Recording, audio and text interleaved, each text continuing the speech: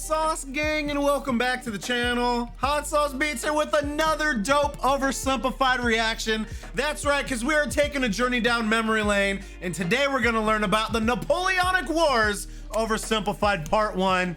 Now, where we left off, we just got done learning about the French Revolution and essentially how Mr. Napoleon himself kind of came into power, but then it stopped abruptly right there. So we're actually getting our learn on today about the little guy himself. See what I did there? Napoleon was little. Anyways, I'm beyond hype for this, fam, but before we jump in, why don't you show Oversimplified some love by subscribing to their channel, and if you enjoy my reaction, smash that subscribe button because it greatly helps. But enough talking, let's get to reacting and roll that bomb ass intro. Hot Sauce Beats is finally here. Hot Sauce Beats is finally here. Eat, sleep, make beats. Eat, sleep, make beats. Hot Sauce Beats. Woo, woo. Oh, let's get our learn on play. Okay, Mrs. Bonaparte, this is it. One last push, and we're done. Hey. Congratulations, it's a general. Oh, Hey. and here comes the rest of the army now. Did you just say the rest of the army?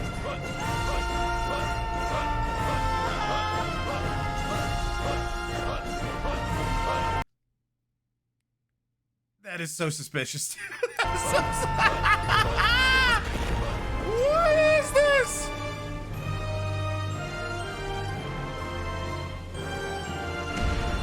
Dude, that is all coming out of her. History is full of Oh great my conquerors, God. many with very impressive That's origin how they stories. start this For off. example, Alexander the Great was the son of a king. Julius Caesar came from an aristocratic family that descended from a goddess. Great conquerors don't usually come from relatively insignificant families living on impoverished islands. But as it just so happens, that is where our story begins. Ooh. In the early 18th century, Corsica. the island of Corsica was a part Corsica. of the Republic of Genoa, until one day Corsica said, hey, we're declaring independence, and it's probably not worth your time to try and stop us. So Genoa said, you're right, it isn't worth our time. Hey France, you want to buy this island? And France said, sure thing. And thus, Corsica became France, just in time for Napoleon. You're right, to be we don't born want to fight French. you. Many France, Corsicans what up? didn't appreciate their new conquerors, however, and from an early age, Napoleon developed some fairly anti-French sentiments. Napoleon's dad, however, quickly embraced his new French overlords, which created some tension between dad and son. Ooh, look at me. I'm Dad. I wear powdered wigs and silver-buckled shoes, and I'm a traitor to the Corsican people. Go to your room, Napoleon. No, you go to your room, Dad.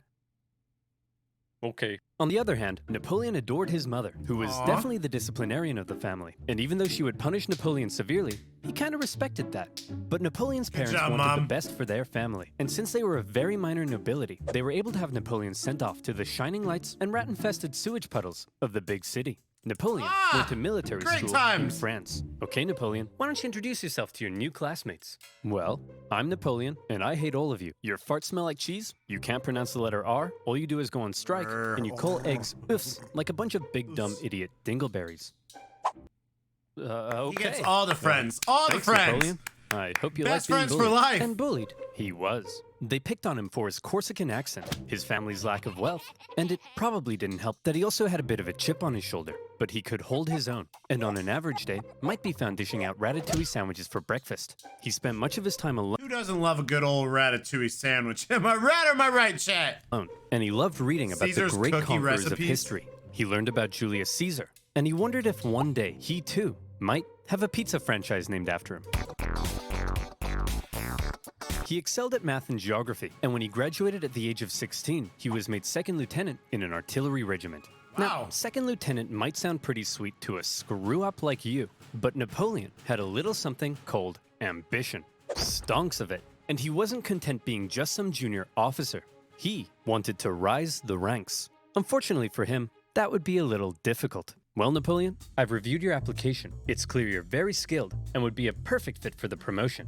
And Simeon, you're just about the biggest idiot I've ever seen. Your test results suggest you have the mental aptitude of a senile earthworm, and in the part of the form where you list your experience, you seem to have drawn a picture of a gerbil giving birth to a shoe. But your dad is the Marquis de la Fufayette, so you get the job. French society was just too closed off. Positions were handed out based on nobility, not talent. And the young Napoleon probably felt stuck. Wouldn't it be nice if, say, a revolution came along and changed all of that? Perfect timing. Well, what are the chances? The French Revolution is here. Bastille toppling, head chopping, king popping. The revolution promised to do away with the old social hierarchy and make everyone a little more equal. Napoleon may not have cared much for the violent mobs, but if it meant he could rise the ranks, he was in. He began fighting to defend the revolution. He put down a British-sponsored counter-revolution in Toulon and got promoted. He put down a royalist uprising in Paris and got promoted. And as his military prowess became more recognized, he was even given his very own army. It was astonishing progress for such a young man of humble origins, and Napoleon's wildest dreams were coming true. But Napoleon also believed he could increase his social status if he married an older rich lady. And so around this time, Napoleon went on the prowl. However, if some sources are to be believed, he was a verified creep. He reportedly had terrible luck with women, and most wanted nothing to do with him. Fortunately, he eventually met Josephine, an aging single mother who was deeply in debt and needed stability, so she agreed to marry him despite finding him intensely disgusting. I thought, wasn't he trying to marry money? not debt. Napoleon, you dirty dog, you've done it. Unbeknownst to Napoleon, however, Josephine had a bit of a promiscuous reputation. Hey Napoleon, I hear you're marrying Josephine. Boy, she sure is a great kisser. That's right. Hey, wait, what do you mean she's a great kisser? Hey Hugo, you hear Napoleon's marrying Josephine? Wow, she sure is a great kisser. Now hang on just a minute. Hey everyone, Napoleon's marrying Josephine. Oh, she's a great kisser. She's real good at kissing. Wow. I'm pretty sure I kissed her just yesterday. Oh, for goodness sake, is there anyone here who hasn't kissed my wife? Yeah, you. As Napoleon fell madly in love with his new wife, she fell madly in love with a man named Hippolyte. It wouldn't be long, however, before Napoleon would leave home and go to war, because while France was having its revolution, tensions in Europe were rising. Hey Austria, you'll never guess what we just did. What's that, France? I got 2 words for you. Revolution. We totally just socked it to our monarchy. What? Dude, the rest of us are monarchies. You've just totally threatened the balance of power in Europe. Now we have to worry about our stinky peasants rising up against us. I mean, holy hell, your queen is... Okay, France, this is pretty awkward. And the rest of Europe is probably itching to give you a wedgie. But you're not ready for a war yet. So you gotta be cool, man. It's absolutely crucial that you say something to defuse the situation right now. Preposterous! I declare war. Sacre bleu! So France ended up at war with basically the rest of Europe, and the War of the First Coalition began. At first, France struggled, but then they started to do surprisingly well, and in many conquered territories, they began to establish sister republics, exporting their revolutionary ideas across Europe. In 1796, they planned a 3-pronged attack to take Vienna and knock Austria out of the war, with 2 magnificent armies in the north to kick ass, and Napoleon in the south as a bit of a diversion. For the first time, Napoleon would lead a military campaign. This was his chance to prove himself, to be somebody. And what a general he proved to be. The army he was given were demoralized, lacking equipment, and underpaid. But Napoleon galvanized them with inspirational speeches, and he took them into Italy. He was outnumbered, and his campaign was partially meant to be a sideshow, but he made it the main show. While the 2 northern armies were being held back, Napoleon made staggering progress. In a signature Napoleon move, he masterfully split his enemies into 2 and took them on separately, knocking Sardinia out of the war and putting the Austrians on the run. At the famous Battle of Lodi, he was in the fray, aiming the cannons himself, getting covered in mud, and earning the total respect of his men. They respected him so much that when he ordered an almost suicidal assault on the only bridge in town, his men threw themselves at it and took it despite fierce Austrian resistance. For Napoleon, it was all he needed to confirm that he was the greatest human who had ever existed. Wow, Napoleon, you're pretty great at this military stuff. Just be careful your head doesn't get too big. What did you just say to me, you little prick? And as Napoleon swept through northern Italy, the Italians cheered his arrival. Wow. Yes, I'm here to liberate you from your cruel Austrian oppressors. And replace them with French ones. Yeah! Napoleon plundered as he went, sending riches back to France to help its economy, but also paying his men the first real money they'd seen in years. The Pope had been supporting the Austrians, so Napoleon briefly went to go give him a slap, and as he began to approach Vienna, the exhausted Austrians were forced to make peace, with Napoleon overseeing negotiations himself. Jeez. He had just single-handedly knocked Austria out of the war. And by the way, he was only 28, so maybe it's about time you moved out of your dad's attic. In the Italian territories he had conquered, Napoleon established new French sister republics, even writing constitutions and organizing governments himself, not something a general generally does.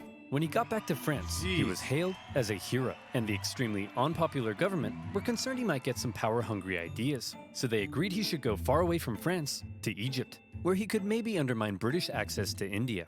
Napoleon was eager to win more glory, so he brought with him a team of scholars, and he was like, whoa, it's a freaky man-cat.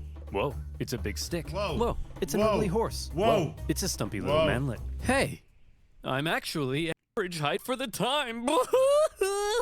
But then British Admiral Nelson came down and wrecked his fleet, and an Anglo-Ottoman force defeated him at Acre, so Napoleon abandoned his men and went back to France.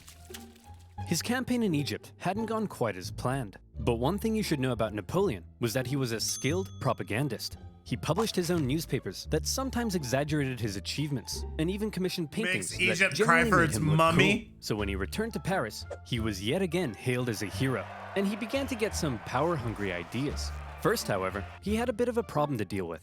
See, he had learned something shocking about his dear wife. Really, Josephine? This guy? I'm just as tall as him. I'm sorry, I swear. Now that you're becoming famous, I'll never do it again. Make sure you don't. I've never stooped so low as to cheat on you. Now, if you'll excuse me, I'll be in this room consulting my generals for the next 30 minutes. And by consulting, I mean boinking. By my generals, I mean this woman. And by 30 minutes, I mean 2 seconds. Having dealt with his wife, Napoleon was then approached by a very influential politician who said he had an idea. He wanted to stage a coup against the deeply unpopular government and needed the extremely popular Napoleon's help. He's bought and in. Napoleon thought that was We know just he a buys darn in. tootinest idea. The plan was to tootin', trap the shootin'. government and convince them to voluntarily give up their power. And here's how they did it. Hey guys, oh my gosh, quick! There's a dangerous Jacobin plot to overthrow you, which we definitely aren't just making up. Better get inside this cage so we can protect you. Okay. Gentlemen, we got him. In this case, the cage was an isolated palace outside of Paris, with no one around but Napoleon and his army. With the government inside, Napoleon then entered, and a pretty chaotic event ensued, during which the government didn't seem entirely sure what was going on, Napoleon's men didn't seem entirely sure what was going on, and Napoleon himself didn't seem entirely sure what was going on. But thankfully, Napoleon's brother Lucien, president of the lower house, managed to regain control, and the remaining councilmen were intimidated into creating a new constitution. And thus, a new government was formed, this time with 3 consuls in charge. But after Napoleon did some rewriting, in the end, there was really only one man in charge, the first consul, him. And over the next few years, he worked to consolidate even more power, and essentially became a dictator in total control of France. And by the way, he was only 30, so maybe it's about time you washed your disgusting bedsheets. France was now ruled by possibly the greatest military leader of the time. Possibly the greatest? Or definitely? Well, now was his chance to prove it. See, back when Napoleon was still in Egypt, being Indiana Jones. Back home, France was in France, being France. They had conquered even more territory, and they were like, hey Piedmont, you get revolutionary ideals. Hey Switzerland, you get revolutionary ideals. Revolution. And Rome, you get revolutionary ideals. Everybody gets revolutionary Oh, hey guys, nice sledgehammers. And Naples, very cool nail gun. You guys here to get some revolutionary ideas? As France was still spreading the revolution, and with Napoleon busy in Egypt, the European powers felt the time was right for round 2, and the war of the Second Coalition began. And this time, their big bad boy buddy Russia was here to bang some French boys back to Bordeaux. And bang them, they did. France got blasted. But then Russia pulled out after stalling in Switzerland, and now that Napoleon was in charge of the country, he was ready to start blasting right back. He took command of the Army of the Reserve, and he brought the fight to the Austrians. Now, there are many traits that made Napoleon a great military leader. I already mentioned one of them, how he was one of the boys and commanded the total loyalty of his men. But now we see a second reason, the element of surprise. In 1800, Napoleon moved to Geneva, and it looked like he was probably going to take on the Austrian forces in Germany. There's no way he'd be crazy enough to move his entire army south through the Alps as a surprise attack on the Austrians besieging Genoa. Oh, Napoleon's moving his entire army south through the Alps as a surprise attack on the Austrians besieging Genoa. Napoleon's crossing of the Alps is legendary, and you may have seen one of the most famous paintings of the general, popping a sick wheelie on his majestic stallion surrounded by dangerous mountain terrain. Of course, in real life, he made the crossing on a depressed mule, but that's not as cool. When he emerged in Italy, the Austrians expected him to come break their siege, but Napoleon went for their supply line near Milan, forcing the Austrians to meet Napoleon head-on at the famous Battle of Marengo. The Austrians initially clobbered the outnumbered French, and they were like, hooray, we won. But then a few hours later, Napoleon showed up again with an even bigger army, and he clobbered them right back. Holy cow, this tiny little fun-sized French guy is running rings around us. Fun-sized French guy. I'm average height for the time, you jerk! Then, after General Moreau's victory at Hohenlinden, Vienna was exposed, and the Austrians again sued for peace. Just like the War of the First Coalition, the Second Coalition ended in another French victory. But in many ways, they both felt more like Napoleon victories. Only the UK remained at war with Napoleon, and they were using their powerful navy to blockade French ports and were even seizing the cargoes of neutral ships. Obviously, everyone else got pretty pissed off that the British were interfering with their trade, so in response, they formed a league, and they embargoed the UK right back. Neutral countries protecting their own interests? That's offensive. So Britain went to Copenhagen and blew a bunch of stuff up, and the league disbanded. But because the UK's economy was pretty bust, they decided to sign a treaty with France in 1802. For the first time in a long time, Europe was at peace. Wow. Congratulations, Not for long sire. though, right? You've achieved peace. Right? Yes, Pierre, but not for long. Pierre. I still don't trust those dirty Brits. Did you hear they've been calling me the Bony Man? What does that even mean? Keep an eye on them, would you? I can't, sire. God, these Why things are not? so good, Because fam. they They're use dangerous. NordVPN. How would you like to spend 12 hours a day on your favorite website ever without the fear of your data being stolen? Then you need NordVPN. NordVPN has thousands of secure servers in 59 countries, allowing you to safely surf the net. Thank you. You're welcome. Now, where were we? Bonjour. Oh, yeah. Bonjour. Crossing the Alps, defeating the Austrians, and Europe at peace. What a meteoric rise it had been for the young Corsican. He had just taken charge of a nation that appeared to be losing a war and turned it all around, the nail gun securing to French shoot, gains bro. in Europe. But there was now a big question. You see, throughout the chaotic French Revolution, French governments had struggled to keep the economy afloat. They often didn't have a whole lot of support, and they frequently came and went. Would Napoleon finally be the man who could stick around? Military victories were one thing, but could the general also govern? Spoiler alert. Yes. The economy's crumbling? Well, then why don't you have yourself a new national bank, currency reform, and improved taxation and welfare systems? The legal system is an incoherent mess? Well, then why don't we nicely wrap all those civil laws up into one new centralized legal code? Corrupt government officials? Throw them in the trash. Bad infrastructure? Throw it in the trash. Women's rights? Throw them in the trash. Wait, really? Well, yeah, unfortunately, while Napoleon was building on the equality of the revolution, he also largely scaled back rights for certain groups, and husbands had full legal control over their wives. But come on, ladies, maybe let men have a slice of the pie for once, okay? Napoleon further reformed education, ensuring a system based on individual ability, meaning now Simeon had to compete with everyone else, and Napoleon could get the cream of the crop to help him run the republic. But he wasn't just building on the ideas of the revolution. The revolution had led to a lot of chaos, and Napoleon needed stability. So he rolled back a couple things, most notably with religion. The revolution had pretty much kicked the Catholic Church to the curb, but Napoleon understood that since many French citizens still considered themselves Catholic, that could be a problem. So he came to an agreement with the Pope and brought back the Church, only this time with some pretty hefty power limitations. He also ensured freedom for other religions, and is often noted for his positive treatment of Jewish people at a time of widespread anti-Semitism. But while all of this may make Napoleon sound like a pretty stand-up dude, it's good to note that he believed in religious freedom because he thought it was a powerful tool to keep the poor from eating the rich. I was about to say, I'm like, dude, he sounded like a pretty stand-up guy. Or something like that. Overall, Napoleon's aim was to end the chaos of the revolution and finally create a stable and prospering French republic. And in that aim, he seemed to be largely successful and generally popular with the people of France. He officially declared that the revolution is over, adding, "I am the revolution." Napoleon's head could be seen for miles. Of course, I am the not revolution. everyone was happy with Napoleon's reforms. Conservatives felt he was too radical. Radicals felt he was too conservative. But since Napoleon was a dictator, opposition could usually be stamped out with some good old-fashioned iron fisting. In 1804, Napoleon took one last major step. After some failed attempts were made to assassinate him, he wanted to strengthen his position and ensure his dynasty could live on after him. And so he decided being first consul for life simply wasn't quite enough. He decided he should become emperor. He held a vote, asking the French people if they were cool with the idea, and they returned a definitely not rigged 99.9% in favor. The balls on this man. And so on the 2nd of December, 1804, in an elaborate ceremony at Notre Dame, Napoleon was made emperor. The Pope was even invited to attend, and normally he would crown an emperor. But to make sure everyone knew this wasn't some Charlemagne-style circular power division, Napoleon lifted the crown and placed it on his own head. Like I said, the ball's on this man. He was now Emperor of the French. Well, Napoleon, you were a general, then you became first consul for life, and now you're an emperor. Is it enough yet? Is your ambition finally satisfied? Nope. I don't know, Pierre. What comes after emperor? I would say god, sire. You want to be a god? Yes. I'll put it down under maybe. Okay, everyone.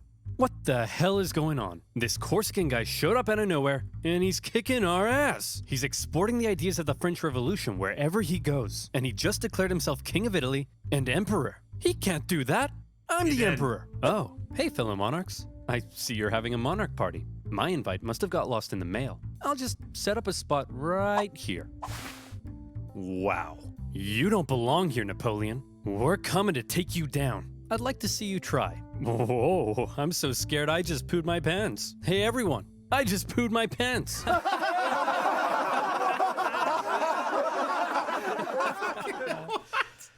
No, but I did just poo my pants. Before Napoleon had even who's declared laughing himself now? emperor, the British had already redeclared war on France because both sides had been violating their previous treaty. Napoleon immediately occupied Hanover and then began making plans for a great British invasion, partially paid for by selling a huge chunk of land to the United States. Napoleon gathered his army along for the the English Louisiana Channel, Purchase, French. but here We was appreciate the it. problem. While Napoleon's powerful army would almost certainly obliterate the British on land, there was very little chance he'd actually make it across the Channel, because Britannia ruled the waves. This power dynamic would keep the two traditional enemies from engaging in much real direct combat throughout the Napoleonic Wars. However, the British had something else up their sleeve: copious amounts of money. They were willing to throw cash at anyone who would go to war against Napoleon, and there were plenty of takers: Austria, Russia, Naples, and Sweden, hoping to put Napoleon's France back in its place, formed the Third Coalition against France. The coalition forces probably thought that this time they stood a chance. They weren't prepared for the total humiliation they were about to suffer. Oh, wow, The War really? of the Third Coalition was Napoleon at his best. We've already learned two ways in which Napoleon was a great military commander, but here comes one of the biggest reasons: speed. He had reorganized his army into corps, which were themselves basically small armies. Each had their own infantry, cavalry, and artillery, and as a result, was able to act more independently. They spread out through the countryside, and by living off the land, rather than relying on heavy supply trains, they were able to move extremely quickly. Napoleon would traverse massive distances, outmaneuver his enemies, isolate them, and then move in for the kill before they even knew what was going on. Lightning warfare leading to total destruction. Would you like to see him do it? Here we go. Yeah. Part of the coalition's plan was for the Russians to meet up with the Austrians and take on Napoleon together. Combined, they could turn the tide against him, so Napoleon needed to stop them from ever meeting. But he's all the way over in Boulogne. No problem. In a matter of weeks, Napoleon marched 200,000 men, in secret, encircling Austrian General Mack and capturing his entire army. A devastating blow. Napoleon later remarked, "I have destroyed the Austrian army by simply marching." Next, he turned to face the approaching Russians. Okay, it looks like the French are coming for us, but check this out. I've got an amazing idea. When they approach, we run away. Sir, you're a genius. The Russians began to retreat with Napoleon giving chase, and since his tactics relied on quick victories, this could be a problem, especially because the longer the war went on, the more likely it looked other countries may join the coalition against him. Yep. But Napoleon knew the Russian Tsar, Alexander I, was young and seeking glory, so he came up with an idea to lure him in. He sent him a message. What does it say? It says, "Hello, I'm just a little baby boy, Hello. and I'm very scared." Are you talking like that, or is he? He is, sir. Why is he doing that? I don't know, but it's very cute, helpless, and vulnerable. I'm very A little scared. baby boy, eh? Very scared, eh? Cute, eh? Boris, get Let's my attack. crossbow. Now! We're going Attack! hunting. The Allied forces turned to face Napoleon, who they now believed was in a vulnerable position. He was set up at Austerlitz, and to make it look like he was retreating, he had even evacuated the high ground. A thick fog set in, obscuring Napoleon's center as the Allies took the bait and set up on the heights. From there, they spotted Napoleon's very weak-looking right flank, and they descended the heights to go get it. Little did they know, it was exactly what Napoleon was hoping they'd do. Jesus. The next thing they knew, a large French force was emerging from the fog, launching a huge central assault up the hill. They swung around, crushing the Allies, and as men attempted to flee across the frozen lakes, Napoleon ordered his artillery to fire on the ice, causing an unknown number to drown. But he told me he was just a little baby boy. What happened? He tricked you, sir. He's a You big mean baby boy. I was the little baby boy all along. It was Napoleon's masterpiece, and Austria were once again forced to make peace with France. Then, with the French conquest of Naples in 1806, the War of the Third Coalition ended.